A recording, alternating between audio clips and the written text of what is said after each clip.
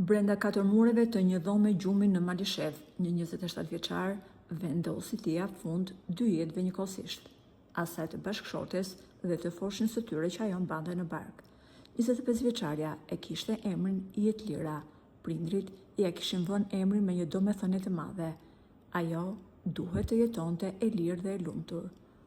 Por bashkëshorti i saj u bë zoti i jetës së saj dhe vendosi që të ndërmarr vendimin ekstrem. Por në këto raste, fjalët janë të pakta. Gjithsesi, mamaja e Jetlirës gjeti forcën për të shkruar disa fjalë për të bien, si letra e fundit që mund t'i dërgoj.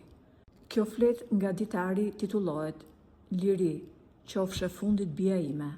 Nëna shkruan: Ah, më liria nënës, e vetmja për mua, po si u bë kështu, edhe ty ta pren fati në mes të jetës? Ne ishim të verbuar dhe nuk e kuptuam në asnjë çast se çfarë po të ndodhte. Burri i vërtet lufton me armikun dhe jo me gra, po ja që ne nuk e dinim se ai vetëm burr nuk ishte.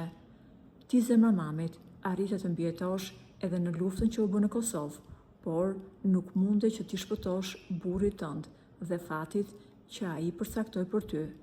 Ah, moj bia ime, si do të jetoj nëna pas teje? Qofshe fundit drita ime, dhe mos dëgjofsha më për vajza që do të kenë fatin tënd.